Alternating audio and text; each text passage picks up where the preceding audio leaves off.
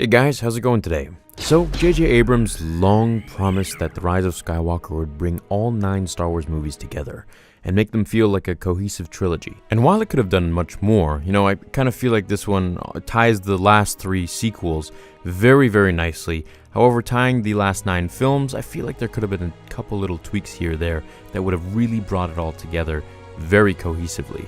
The film boasted the return of Emperor Palpatine, the return of the Sith, the final victory of the Jedi, and the final redemption of Luke Skywalker. Most significantly though, it was the return of many prequel characters unseen since Episode 3 and the Clone Wars and Rebels cartoons. During Rey's training under Princess Leia, one of Rey's main goals is to connect with the Jedi of ages past. She pleads with them to be with her, but feels no guidance from them. How can they not help her when she's the last of the Jedi? Despite feeling alone, Rey perseveres and keeps fighting until she gets to the throne of Palpatine. There, he uses dark-side powers to suck the life force from her and Ben, thus regenerating himself to full power. Their combined energy essentially resurrects the Lord of the Sith. At this moment, Rey and Ben have had virtually all their Force energy sucked out of them, and Ben tries to get up and fight, but Palpatine Force pushes him into a hole, just as the last Skywalker did to him in Episode 6. Rey meanwhile can barely move as Palpatine disables every rebel ship on the planet and destroys the light side for good. Defeat is certain and hope is lost. The only thing Rey can do is plead one more time for the Jedi to be with her, because if all the Sith have returned, then it will take all the Jedi to defeat them. It's here that her patience and perseverance finally pays off. She has shown herself worthy of the Jedi, having completely cast off any vestiges of the Sith heritage that courses through her veins. Maybe this is why they never spoke to her, or maybe they didn't feel she was worthy enough yet. She hears all the voices of the Jedi past that have any connection with Emperor Palpatine, speaking to her from the netherworld of the Force. She closes her eyes and hears the voices of Jedi not just from the sequels, prequels, and original, but even Star Wars animated series such as the Clone Wars and Rebels. She hears Jedi encouraging her to find the light, Rey. You're not alone, Rey. Alone? Never have you been. Let it guide you as it guided us. Feel the Force flowing through you. Rise, Rey. We stand behind you, Rey. So which Jedi are saying all of these things? And you all know I'm extremely excited that Anakin's voice was actually in the movie. Of course I would have liked for him to be there in the bluey flesh as a Force ghost, but at least we got his voice, man. Well, the first voice is Ewan McGregor as Obi-Wan Kenobi saying, "These are your final steps, Rey. Rise and take them." This is a reference to The Force Awakens when we hear his voice at the end of the visions that she sees after she touches Anakin's lightsaber in Maz Kanata's castle. There he says, "These are your first steps," with Alec Guinness's voice thrown in there with Ewan to say the name Rey. But McGregor isn't the only prequel voice we hear. There's Liam Neeson as Qui-Gon Jinn, who's one of my favorite Jedi, telling Rey, "Every Jedi who ever lived lives in you," as well as Samuel Jackson as Mace Windu, which was a big surprise to me because I was like, how did he learn to become a Force ghost? But I guess I can cover that in a video. I mean, we don't know yet for sure in canon, but there are answers in Legends, especially considering as to how Anakin did it so quickly. And if you're wondering as to how Anakin did it so quickly, which is how I think Mace and the others might have done it too, I've made several videos on this in the past, a couple years ago, but I'll just reiterate it here for those of you who haven't seen that video. Basically, Anakin's dying as he's looking at Luke, and just before he's about to just completely die, his Force essence is just going to go back to the universe, and his consciousness will completely go forever. Obi-Wan communes with him through the Force because what he did was such a light side thing, sacrificing his life to defeat the Emperor, bring balance to the Force, kill the last Sith, and of course, bring himself back to the light as Anakin Skywalker and save his son. So Obi-Wan tells Anakin to listen up really quick, and Anakin's like, "Whoa, how are you doing this?" And Obi-Wan gets very snappy with him. He's like, "Look, we don't have much time.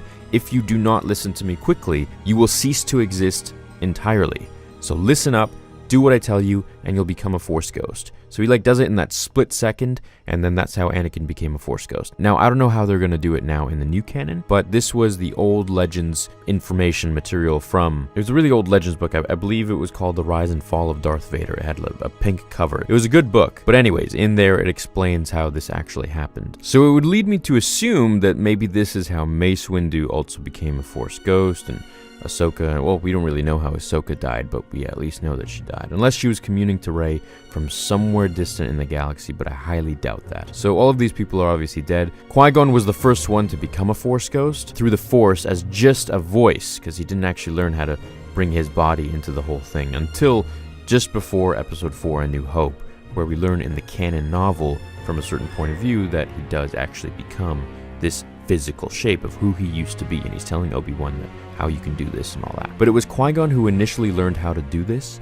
and then he transferred his knowledge to Yoda after his death. And this is why in Attack of the Clones in Episode 2, we're going really off topic here, but this is interesting, how in Attack of the Clones in Episode 2, we hear Qui-Gon's voice when Anakin kills the Tusken Raiders in his fit of rage after they killed his mother. Because that moment wasn't supposed to happen, and Qui-Gon saw it as terrible, and he's just screaming through the Force to the point where Yoda can now actually hear it, and it makes me wonder if Anakin never heard it too.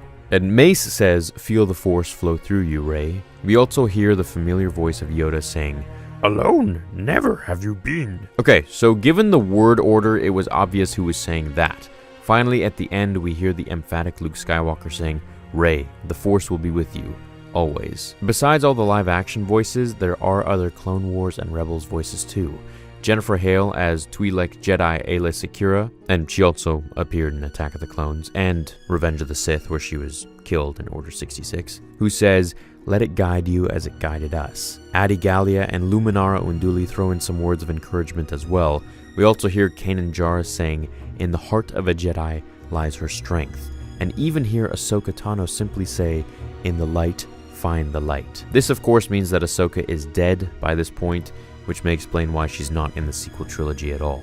Rumor has it is that we will get a sequel to the Rebels show, which will probably explain what happens to her and her search for Ezra. I imagine that we'll also learn in that show how Palpatine returns, since Ezra went to the unknown regions where the Sith planet Exegol is.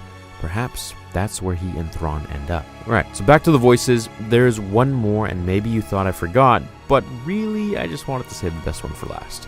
The most important prequel voice that we hear is that of Hayden Christensen as Anakin Skywalker, who finally makes a return to canon as the Chosen One. Now, I think one of the things that could have really made this film tie in all 9 movies, because to me it just kind of felt like it tied in the last 3 films, the sequel trilogy. However, one thing that they could have done that would make it just feel very cohesive, even more cohesive, would be to bring him back as a Force ghost. But unfortunately we didn't get that. We only got to hear his voice, but we heard it very loud and clear, begging Rey to bring back the balance, Rey, as I did. He also says, "The Force surrounds you, Rey." After she hears all these voices and gathers her strength, Palpatine cackles, "I am all the Sith," as he levels his final attack against her. But Rey responds like a true Jedi and says, "And I am all the Jedi," kind of like an Iron Man moment from Endgame. Then she makes his face melt off like Raiders of the Lost Ark, which might have been a nod to George Lucas, who knows. Now that we know who all the voices are, I want to know if you were disappointed we only get voices rather than Force ghosts. I was really disappointed in that sense. I really wish we got to see them. I feel like it just would have made the story all that much more cohesive. However, at least we got to hear their voices, and that for me was a big up, so I'm happy we got that at the very least. Would you guys have liked to see all the Jedi come to her aid, or do you think that would have cheapened Rey's personal victory over her grandfather? I know a lot of Rey fans loved the way it ended, but I'm an Anakin fan, and I would have loved for it to end with him coming back in, the bluey flesh as a Force ghost. However, that being said, was there another Jedi that you would have liked to have heard? Ki-Adi-Mundi, or Plo Koon, or someone else. Now, something that could have been kind of cool was if we would have heard Maul's voice in this. Now, hear me out. His redemption is hinted at in Rebels when he dies. That would have been pretty crazy. As Sam Witwer explained, Maul's death ended the same way that Qui-Gon's death ended, in Obi-Wan's arms. And he says, "Train the Chosen One," essentially. It's very poetic like that. Anyways, that's a bit of a stretch to hear Maul's voice. However, it's just a thought.